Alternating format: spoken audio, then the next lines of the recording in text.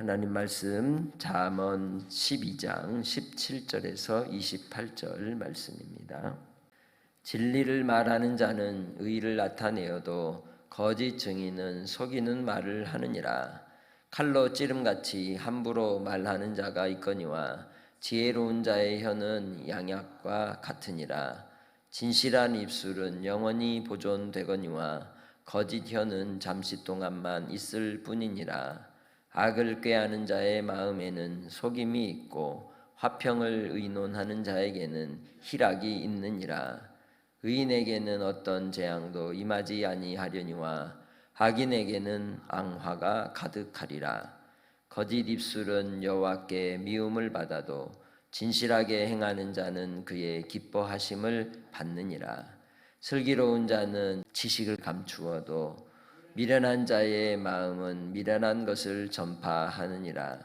부지런한 자의 손은 사람을 다스리게 되어도 게으른 자는 부림을 받느니라. 근심이 사람의 마음에 있으면 그것으로 번뇌하게 되나 선한 말은 그것을 즐겁게 하느니라. 의인은 그 이웃의 인도자가 되나 악인의 소행은 자신을 미혹하느니라. 게으른 자는 그 잡을 것도 사냥하지 아니하나니 사람의 부귀는 부지런한 것이니라. 공의로운 길에 생명이 있나니 그 길에는 사망이 없느니라. 아멘. 우리가 하나님의 신실하심을 믿고 믿음 안에 살아가는 자녀라면 우린 진리 안에 살아가야 합니다. 진리는 참이고 의를 이야기하는 것이죠.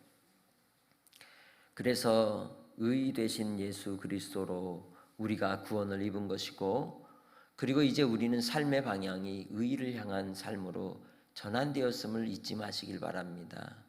그래서 하나님은 외모를 취하지 않고 중심을 보신다는 걸 우리는 항상 기억해야 합니다.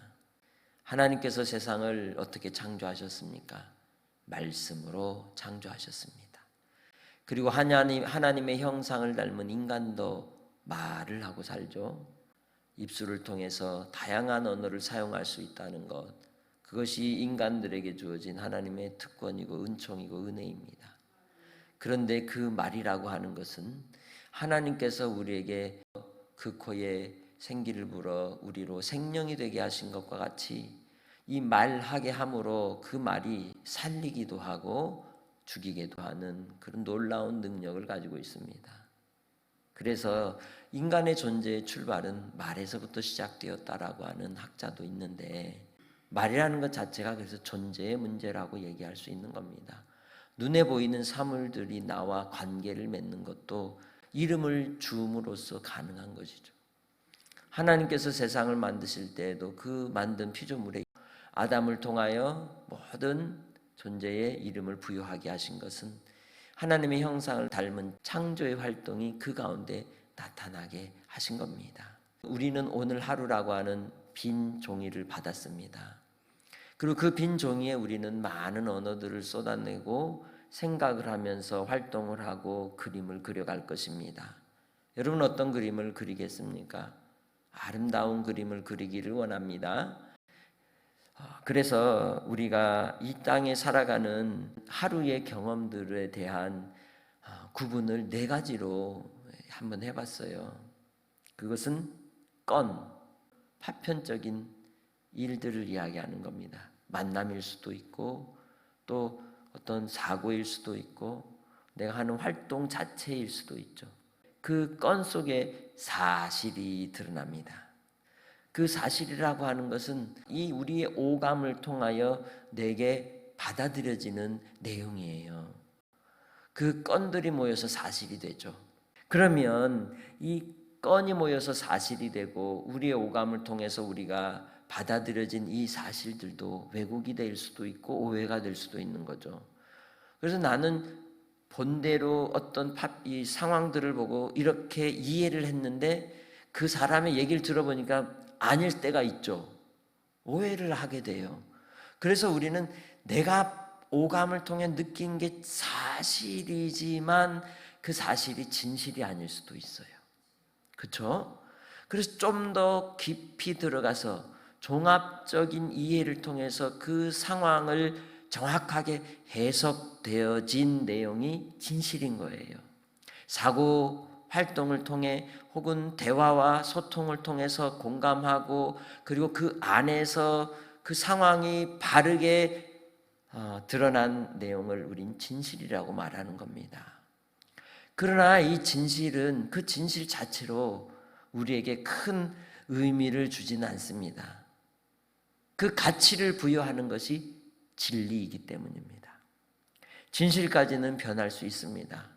그러나 진리는 변하지 않는 겁니다. 불변의 진리로서 하나님은 세상을 창조하시고 언어로서 우리를 이 땅에 살게 하셨는데 그 언어 가운데서 우리가 항상 파편적인 것에만 매달려 사는 인생이 있는 거예요. 뭐 할까에만 마음이 빼앗기는 겁니다. 또 누군가로부터 들려오는 그러한 이야기들과 어떤 감정과 상황 속에서 나도 똑같이 반응하는 인생의 건건의 삶을 사는 사람이 있습니다.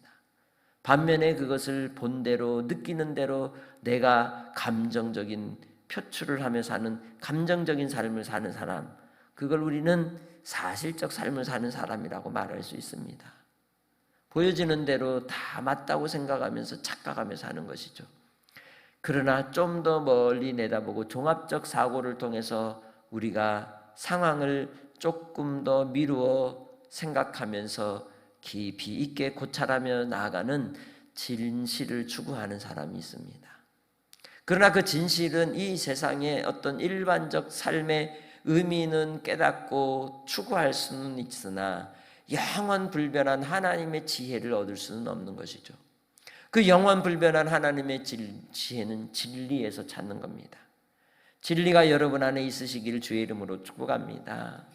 그래서 하나님의 말씀을 통해 나의 삶의 오늘 하루라고 하는 이 빈 종이 위에 그림을 그릴 때 건건 속에서 나타나는 그 느껴지는 사실이라 할지라도 그것을 감정적으로 내 안에서 왜곡하고 해석하여서 그 일로 인하여 내 삶이 무너지고 망가뜨려진 작품이 아니라 하나님의 은혜 아래서 우리가 새롭게 깨달아지는 주의 말씀으로 은총을 입은 깨닫는 자로 오늘 하루를 사시길 주님의 이름으로 축복합니다. 그것을 오늘 12장 17절로 28절까지 말씀하고 있는 것이죠. 그래서 17절에 뭐라고 말씀합니까? 진리를 말하는 자는 의를 나타내어도 거짓 증인을 속이는 말을 한다 얘기합니다. 항상 참의 반대편에서는 거짓, 그리고 불의함, 그리고 또한 자기의 욕심과 자기의 마음에 원하는 감정대로만 살아가는 정욕적 인생이 아닌 오직 하나님의 의를 따라 믿음으로 살아가는 자, 그가 하나님의 자녀고 하나님의 백성인 것입니다. 이를 위해서 예수님이 이 땅에 오셔서 우리를 위해 진리가 되어 주셨고 진리를 선포하셨고 믿음 있는 자를 만나실 때마다 그에게 하나님의 살아계심의 역사를 드러내 주셨습니다. 이제는 그 진리를 먹고 진리 안에서 주님과 동행하는 삶을 사는 믿음의 삶이 여러분의 삶이 되시길 바랍니다. 그래서 그 입술에서 나오는 지혜로운 자의 입술의 언어들은 사람을 살리는 좋은 약인 거예요. 그럼 오늘 우리는 어제 하루의 나의 입술의 언어들을 잘 생각해 보십시오. 그리고 오늘 하루를 사시면서 내가 하는 말들을 한번 그때그때 생각나는 대로 기록해 보세요. 내가 혹 독약을 준 건 아닌지. 그건 다른 사람에게 줄 수도 있지만 누구에게도 주기도 해요. 자기 자신에게도 주는 거예요. 그러한 언어들이 나를 살리는 언어인지 나를 죽이는 언어인지 잘 살피시는 은혜의 성도들이 되시길 바랍니다. 그래서 그러한 진실한 입술은 영원히 하나님 앞에 기억되는 겁니다. 영원히 하나님께 인정과 칭찬을 받는 것입니다. 그래서 그러한 자에 대하여 22절에 뭐라고 얘기했습니까? 진실하게 행하는 자 누가 기뻐하신다? 여호와께서 기뻐하신다. 그러한 기쁨이 여러분 안에 있으시길 주의 이름으로 축복합니다. 어떤 상황에 우리가 시련을 당하는 것처럼 보여도 진리를 따르는 사람은 하나님께서 그를 보호하시고 그를 붙드시기 때문에 항상 하나님의 은혜 가운데 견고하게 세움을 입는 자인 것입니다. 뿐만 아니라 그들 안에는 항상 무엇을 논하게 됩니까? 희락을 논하게 되는 거예요. 화평을 논하게 되는 겁니다. 그런 사람을 만나면 즐거운 거예요. 그런 사람을 만나면 기쁨이 되는 겁니다. 누군가 나에게 기쁨을 주고 즐거움을 주기를 원하지 마시고 내가 그런 사람들에게 기쁨과 즐거움을 주기 위해 힘쓰는 우리 모든 믿음의 권속들이 되시길 바랍니다. 나의 입술의 언어를 채우는 것이죠. 하나님의 말씀의 언어를 채우고 하나님의 기쁨의 언어를 채우고 그리고 예수님이 하나님이심에도 불구하고 사람으로 이 땅에 오셔서 사람하고 똑같이 되신 것처럼 우리가 사람하고 똑같은 죄인이면 죄인의 자리에 함께 감옥에 갇힌 자가 되어주고 아픈 사람이면 아픈 사람의 마음으로 같이 아픈 자의 자리에 들어가고 함께 하는 위치에 갈 때 나의 의로운 채 하는 것이 아니라 내가 죄인됨을 드러내고 함께 연약한 자가 될 때 하나님께서 그곳에 기쁨이 되게 하고 화평을 이루는 자가 되게 복이 되게 하는 은혜가 있는 줄 믿습니다. 그래서 남 탓을 할 게 아니라 나를 바라보고 나를 통하여 하나님의 그 일을 이루심을 살피는 은혜가 있으시길 주의 이름으로 축복합니다.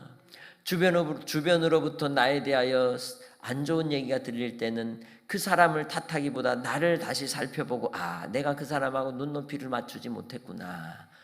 그러니까 건을 따라서나 건 하는 사람한테 뭘 맞춰주면 돼요? 건에다 맞춰주면 되는 거예요. 사실에만 그냥 매여 있으면 그 사람에게는 뭘 맞춰주면 돼요? 사실에 맞춰주면 되는 거예요. 그리고 진실을 찾는 사람의 그 사람의 마음에 감정적인 것에 대해서 그 사람을 읽어주면 되는 것이죠. 그리고 진리를 아는 사람이면 그 사람과는 현학적이고 지혜로운 철학적이고 하나님의 진리를 나누는 삶을 살면 되는 겁니다. 그래서 본문에 뭐라고 얘기합니까? 슬기로운 자는 지식을 감춘다 얘기하잖아요. 왜? 아무한테나 그 얘기는 하는 게 아니거든요. 들을 만한 사람한테 해야 되는 거예요. 그래서 자기가 모르는 걸 모르는 사람은 대책이 없는 사람이에요. 그죠? 모른다는 걸 아는 사람은 가르치면 되는 거예요. 아는 것을 모르는 사람은 깨우치면 되는 것이고 그리고 아는 것을 아는 사람에겐 배우면 되는 거예요. 그래서 주님 안에서 우리는 미련한 인생이 아니라 항상 배우는 자로 살고 또 하나님의 은혜 아래서 같은 눈높이로 맞춰주고자 하는 그런 오늘 하루로 살아가시길 주의 이름으로 축복합니다. 그럼 어떻게 해야 되겠어요? 24절 부지런해야죠. 그러니까 예수님을 믿는 사람은요 게으르면 안 돼요. 부지런해야 돼요. 순간순간 항상 손에서 책을 놓지 않고 항상 곁에 책을 두고 짧은 시간이라도 5분이든 10초든 30초든 그 시간에도 책을 봐야 돼요. 그러니까 하루에 꼭 책 한 페이지라도 성경이라도 또 다른 신앙의 서적이라도 우리 믿는 사람은 책을 손에서 놓지 않아야 하는 겁니다. 그런 은혜가 여러분 안에 있으시길 주의 이름으로 축복합니다. 그런 사람을 뭐라 그래요? 다스리는 자. 그러지 않으면 뭘 받는데요? 불임을 받는데요. 그리하여서 어디로 가야 할지 방황하는 사람들이 그들에게 멘토가 되어주고 인도자가 되어주는 그 은혜, 그건 진리를 추구하는 자들에게 주어지는 복입니다. 하나님께서 그 능력을 여러분에게 주실 줄 믿습니다. 그래서 28절에 이렇게 말씀을 마무리합니다. 시작. 공의로운 길에 생명이 있나니 그 길에는 사망이 없느니라. 의를 따라 진리를 따라 사는 자에겐 반드시 생명만 있습니다. 영생만 있습니다. 왜냐하면 예수님이 영생이기 때문입니다. 여러분 안에 계신 성령으로 말미암아 오늘도 주님 안에서 선하고 아름다운 그림으로 하나님이 보시기에 심히 좋았더라 기쁨이 되는 한 날 되시길 주의 이름으로 축복합니다. 우리 주 아버지 하나님 감사합니다. 오늘도 하나님께서 주시는 말씀을 따라 하나님이 기뻐하는 한 날로 그려가게 하옵소서. 우리의 언어가 주님을 닮게 하시고 우리의 생각이 하나님의 마음과 합하게 하여 주셔서 겉과 속이 다르지 않으며 항상 진리 가운데 주님을 의지하고 주님을 따르는 삶이 되도록 주님 역사하여 주옵소서. 오늘도 하나님 만남이 복이 되게 하시고 섬김이 복이 되게 하시고 나눔이 복이 되게 하시고 오늘 하루 사랑하는 성도들의 건강을 붙잡아 주시고 아버지 하나님이 주신 은혜를 누리는 한 날로 허락하여 주실 줄 믿사옵고 감사하며 예수님의 이름으로 기도합니다. 아멘.